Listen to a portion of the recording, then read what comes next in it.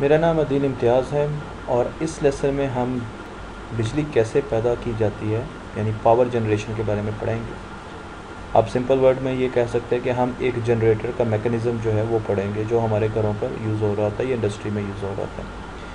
Even जब हम छोटे थे तो हम देखते थे कि हम हमेशा ये सोचते थे कि बड़े बड़े डैम से बिजली कैसे पैदा होती है, जिस तरह मंगला डैम है, तरबेला डैम है, इस तरीके से हम कैसे बिजली पैदा कर सकते हैं। तो आज हम आपको एक बेसिक ओवरव्यू देंगे जिससे आपको मालूम होगा कि बिजली जो है वो डैम्स में कैसे पैदा की जाती है और उसके साथ साथ फैराडेज़ लॉ जो है उसका बिजली की पैदावार में क्या हिस्सा होता है।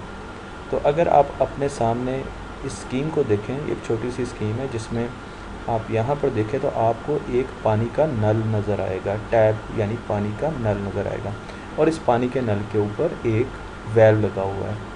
जिस तरह हम आम जो घरों में टैप लगा होता है उसको खोलते हैं, आप यहाँ से इसको खोल सकते हैं। तो ये इसका 0% है, मतलब ये कि ये बंद है, और इस तरीके से ये 100% है यानी ये पूरा खुल चुका है।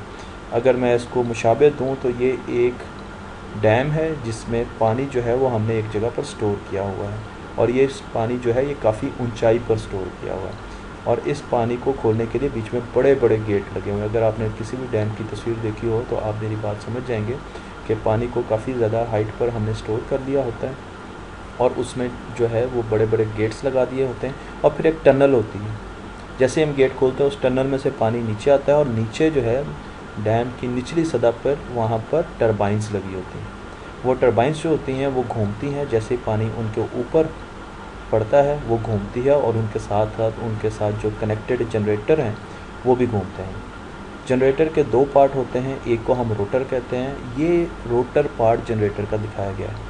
यहाँ पर इसको सिंप्लीफाई करके टरबाइन और जनरेटर का जो पार्ट है वो एक ही इस फ़ैन में जम कर दिया गया और आपको ये रोटर पार्ट दिखाया गया। रोटर का मतलब ये है कि ये घूमने वाला पार्ट है, इसमें मैग्नेट लगा होता है और ये मैग्नेट जो है जैसे घूमेगा इसकी मैग्नेटिक फील्ड जो है वो भी बदलेगी और उसको देखने के लिए हम यहाँ पर कंपास जो है उसका भी इस्तेमाल करते हैं। अगर आप साथ देखें तो ये एक स्टैटिक पार्ट है, यानी ये वो पार्ट है जो घूमेगा नहीं। इसको हम जनरेटर का रोटर स्टेटर कहते हैं, स्टेटर। अगर ये देखें तो ये क्लोज लूप है, ये क्लोज लूप है। इसमें आपके पास 3 लूप्स हैं और ये तीनों लूप्स के आगे हमने एक लोड लगाया हुआ है। मैं इसको मुशाबे दूंगा कि ये हमारा मोहल्ला है या हमारा शहर है या हमारी ऐसी विसिनिटी है जहाँ पर बिजली जो है वो हमें चाहिए। तो यहाँ पर बिजली जो है वो आगे हम डिस्ट्रीब्यूशन में हमारे मोहल्लों और हमारे शहरों को दी जा रही है। ये सारा हिस्सा जो है जिसमें ये फ़ैन है और ये कॉइल है, इसको मैं जनरेटर का हिस्सा कहूँगा और उसके साथ साथ ये वो मैकेनिज़्म है जिसमें पानी जो है वो स्टोर किया जाता है और फिर बड़े बड़े स्पिल गेट से पानी जो है उस गेट्स को खोल के और पानी टनल के थ्रू यहाँ पर इस टरबाइन और उसके साथ मलहका जनरेटर पर गिराया जाता है।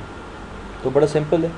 हमने फैराडेज़ लॉ पढ़ा था। फैराडेज़ लॉ ये कहता है कि अगर मैग्नेटिक फील्ड, मैग्नेट मूव करता है तो उसकी मैग्नेटिक फील्ड भी चेंज होती है और अगर मैग्नेटिक फील्ड चेंज होगी तो उसके पास अगर कोई कॉइल रख दी जाए और उसमें मैग्नेटिक फ्लक्स जो है उसके क्रॉस चेंज होगा तो उस कॉइल में जो इलेक्ट्रॉन्स है, जो आपको ये नीले नीले जो सर्कल्स नज़र आ रहे हैं, उनमें मूवमेंट शुरू हो जाएगी, यानी कि इंड्यूस करंट और इंड्यूस्ड पोटेंशियल या वोल्टेजेस जो हैं वो पैदा होना शुरू हो जाएंगी और उन करंट्स को आप यूज़ करते हुए आगे जो है एसी करंट जो है उसकी कोई सोर्स जो है उसको चला सकते हैं। मतलब हमारे पास अमूमन बल्ब होता है तो हम इसको बल्ब जो है वो कर देते हैं, या मैंने इलेक्ट्रिक बल्ब जो है वो लगा दिया। पर इसके लिए ज़रूरी है कि ये जो लूप है वो क्लोज लूप होनी चाहिए। ये फैराडे लॉ की एक कंस्ट्रेंट है, यानी कि फैराडे लॉ को अगर आप पूरी तरीके से इम्प्लीमेंट करना चाहते हैं तो ज़रूरी है कि ये एक क्लोज लूप हो। अब मैं इस नल को थोड़ा सा खोलूँगा। अगर आप देखें तो यहाँ पर आपको 0 RPM नज़र आ रहे हैं। RPM का मतलब ये है रेवोल्यूशन पर मिनट, यानी ये कितने चक्कर 1 मिनट में काटेगा ये फ़ैन। तो ये फ़ैन जो है, या इसको मैं जनरेटर का रोटर कहूँ, तो इस वक्त ये 0 RPM पे यानी बिल्कुल साकिन है और वो आपको नज़र भी आ रहा है क्योंकि आपकी मैग्नेटिक कंपास जो है वो इस वक्त रेस्ट पे है। वो शो कर रही है कि यहाँ पर मैग्नेटिक फील्ड में कोई भी चेंज नहीं हो रहा। मैं इसको थोड़ा सा गेट खोल दिया हमने। अब जब हमने किसी भी डैम का गेट खोल दिया तो पानी जो है उस डैम से, उसके टनल से नीचे गिरना शुरू हो गया। नीचे एक टरबाइन लगी हुई थी, वो टरबाइन घूमी और उसके साथ रोटर, जनरेटर का रोटर लगा हुआ था, कनेक्टेड था। तो वो जनरेटर का रोटर जो है वो 34 RPM पे घूम रहा है इस वक्त। अब जैसे ही जनरेटर का रोटर घूमना शुरू हुआ 34 RPM पे, तो उसके साथ जो मैग्नेट है वो भी घूमना शुरू हुआ और उसने अपनी मैग्नेटिक फील्ड जो है चेंज करना शुरू कर दी। और उसका सबूत जो है वो आप ये देखें कि कंपास जो है वो आपकी मूव करना शुरू हो गई है। इसका एक तरीका ये है कि मैं यहाँ पर आपको मैग्नेटिक फील्ड की लाइंस दिखाऊं, तो आप देखें कि ये सारी सर्कल में घूम रही हैं, क्योंकि आपका मैग्नेट जो है वो सर्कल में घूम रहा है। अब जैसे मैग्नेट जो है वो सर्कल में घूमता है, मैग्नेटिक फील्ड चेंज हो रही है, तो यहाँ पर फैराडेज लॉ के मुताबिक आपके पास करंट प्रोड्यूस हो रहा है, इंड्यूस करंट है, इंड्यूस पोटेंशियल है, इंड्यूस करंट है, और उससे आपका बल्ब जो है वो लाइट अप हो रहा है, या इस पर आगे जितना भी बड़ा लोड लगा हुआ है उसको एसी सप्लाई जो है वो मिल रही है, आप इसके आगे जितने मर्जी बल्ब लगा दें। अगर मैं इसको एमीटर दिखाऊं तो आप देखें कि ये करंट किस किस्म का है, क्या ये बिल्कुल स्टैटिक करंट है या ये अल्टरनेटिंग करंट है। तो अगर आप देखें तो ये तब्दील हो रहा है, कभी इसकी पोलैरिटी पॉजिटिव साइड पे होती है और कभी नेगेटिव। तो इसका मतलब ये है कि इसका साइकिल जो है वो कभी पॉजिटिव होता है कभी नेगेटिव। तो ऐसा करंट जो है वो एसी करंट होता है, जिसमें पॉजिटिव और नेगेटिव साइकिल चल रहे होते हैं। तो ये हमारे पास एसी करंट है, ये डीसी करंट नहीं है। फैराडेज लॉ जो है वो एसी करंट पर एप्लीकेबल होता है।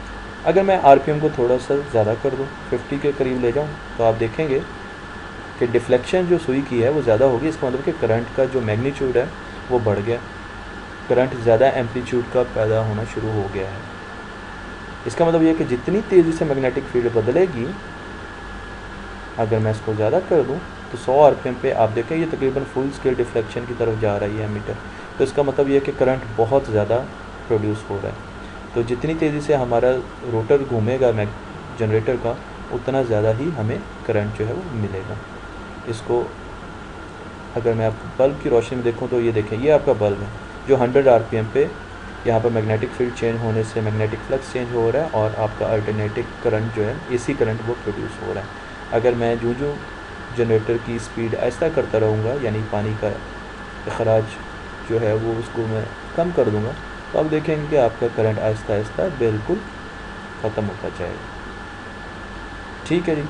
तो इसको हम रोटर पार्ट कहते हैं जनरेटर का, और इसको हम स्टेटर पार्ट कहते हैं। और इंडस्ट्रीज़ में जो रोटर है जो पाकिस्तान में ज़्यादातर इस्तेमाल होते हैं, उनके जो रेवोल्यूशन होते हैं वो 3000 तक होते हैं। 3000 रेवोल्यूशंस होते हैं जो इंडस्ट्री में इस्तेमाल हो रहे होते हैं। इसके साथ साथ हम ये करते हैं कि हम लूप्स जो है वो हम अगर कम कर दें, तो आप देखेंगे कि मैं दोबारा आपको अब 100 आरपीएम पे आप देखें कि पिछली मरतबा जब 3 लूप्स थी तो ये फुल स्केल डिफ्लेक्शन की तरफ जा रहा था, यानी ये यहाँ पर पॉजिटिव पे आता था और नेगेटिव में यहाँ पे जाता था। पर अब हमने एक लूप कर दिया, तो आप देखें कि लूप कम होने से जो करंट की प्रोडक्शन है, करंट जो है वो कम पैदा हो रहा है। तो जैसे जैसे हम लूप ज़्यादा करेंगे करंट बढ़ता जाएगा। इसी तरीके से अगर मैं अब आपको यही चीज़ जो है वो फील्ड मीटर से दिखाना शुरू करूँ, तो आप देखिएगा कि ये फील्ड मीटर है। इसको हमने पहले थोड़ा सा पढ़ा था और उसमें 4 हमारे पास पैरामीटर हैं। जो सबसे पहले पैरामीटर है जिसको हम बी कहते हैं, ये मैग्नेटिक फील्ड जो है उसकी स्ट्रेंथ है। ये गॉस उसका यूनिट है और 1.14 जो है उसकी स्ट्रेंथ है। मैग्नेटिक फील्ड क्योंकि वेक्टर क्वांटिटी है, इसकी एक स्ट्रेंथ होती है और डायरेक्शन होती है। तो किसी भी वेक्टर को हम 2 हिस्सों में 2 डायमेंशन में जो है 2 कंपोनेंट्स में लिख सकते हैं। एक एक्स कंपोनेंट होता है और एक वाई कंपोनेंट होता है। और अगर इन दोनों कंपोनेंट्स का अलग अलग स्क्वायर करके हम ऐड करके स्क्वायर रूट लें तो हमें 1.14 मिल जाएगा। सिंपल पाइथागोरस थ्योरम है। फिथागोरस थ्योरम आपको पता है कि वो ट्रायंगल पर किस तरह लगता है, ट्रायंगल की साइड पे ये एंगल है, और ये एंगल जो है ये मैग्नेटिक फील्ड का एंगल है जो कि हर वक्त अब चेंज होगा। तो अब हम ये देखते हैं कि क्या मैग्नेटिक फील्ड जो है उसकी मिकदार में बहुत ज़्यादा इजाफा होने की वजह से ये करंट जो है ज़्यादा प्रोड्यूस हो रहा है, या उसमें रेट ऑफ चेंज यानी तब्दीली ज़्यादा आने की वजह से ये करंट जो है ये पैदा हो रहा है। तो मैं यहाँ पर आरपीएम जो है, तो आप देखें कि करंट जो चेंज हो रहा है वो 0 से 2 जी के बीच में हो रहा है। पर करंट की चेंज जो है वो आप देखने के किस तरीके से हो रही है, तो करंट जो है वो प्रोड्यूस हो रहा है। तो अगर इसको मैं फुल स्केल पे ले जाऊँ, यानी मैं 100 आरपीएम कर दूँ, तो आपके ख्याल में क्या होगा? करंट जो है वो 10 जी पे चला जाएगा, 20 जी पे चला जाएगा, या वो 0 से 2 जी पे ही रहेगा पर तेज़ी से चेंज होगा? तो हम देख लेते हैं। ये देखें 0 से 2 के दरमियान ही तकरीबन है, पर इसका रेट ऑफ चेंज जो है ये बहुत तेज़ी से चेंज हो रहा है। और अगर आप देखें कंपास भी बहुत तेज़ी से मूव कर रही है। जब मैंने इसको पहले किया था तो कंपास बड़ी सी, तो इसका मतलब ये है कि जो इंड्यूस करंट है या इंड्यूस पोटेंशियल है उसको इसकी मैग्नेटिक फील्ड की स्ट्रेंथ से उसका ज़्यादा ताल्लुक़ नहीं है, बल्कि उसका ताल्लुक़ इस चीज़ से है कि मैग्नेटिक फील्ड कितनी तेज़ी से चेंज होती है, तो उसका ताल्लुक़ रेट ऑफ चेंज से है। इसी तरीके से अब यहाँ पर अगर मैं लूप ज़्यादा कर दूँ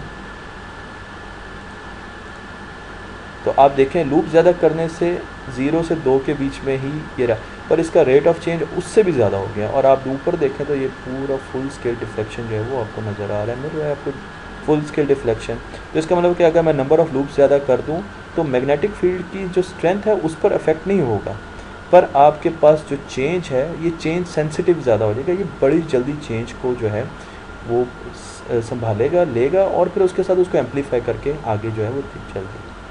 तो इस तरीके से हमारे जो बिजली पैदा होती है घरों में, हमारे जो बिजली आती है उसका सिंपल तरीका जो है वो ये होता है कि हमारे पास डैम में पानी जो है उस पानी का बहाव के साथ हमने टरबाइंस लगाई होती हैं जिनके साथ जनरेटर होते हैं, और जनरेटर के 2 हिस्से होते हैं। एक रोटर होता है जिस पे मैग्नेट होता है, वो इसकी मैग्नेट जो है वो घूमता है, और उसके साथ साथ स्टेटर होता है, और स्टेटर में मैग्नेट के घूमने की और उसकी मैग्नेटिक फील्ड चेंज होने की वजह से इंड्यूस्ड ईएमएफ और इंड्यूस्ड करंट जो प्रोड्यूस होता है, और जिससे आगे हम फिर अपना जो भी लोड लगा हुआ है हमारा वो हम ड्राइव करते हैं। तो इसके साथ हमारा आज का ये लेक्चर जो है यहीं पर ख़त्म होता है।